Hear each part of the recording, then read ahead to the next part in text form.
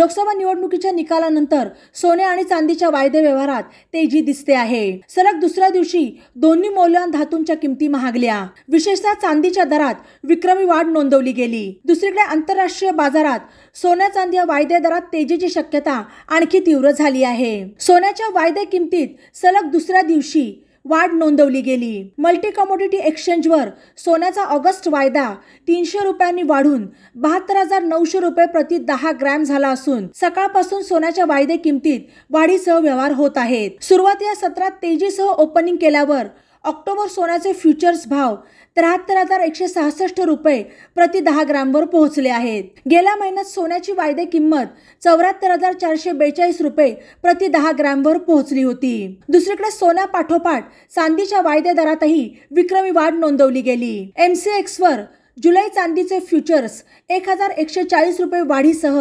91,584 रुपये प्रति किलोवर व्यवहार करत असताना सप्टेंबर चांदीचा भाव 1,089 रुपयांनी वाढून 93,415 रुपयांवर पोहोचला, तर डिसेंबर चांदीची फ्युचर्स किंमत 1,344 रुपयांनी वाढून 95,745 रुपयांवर पोहोचली। बुधवारी सोने आणि चांदी दरात वाढ झाली, तर आज गुरुवारी सकाळपासूनच सोन्या चांदी दरात तेजी दिसते आहे। अशा स्थितीत जागतिक घडामोडी आणि देशांतर्गत बाजारातील मागणीमुळे दोन्ही मौल्यवान धातूंची किंमत आणखी महागण्याची शक्यता आहे।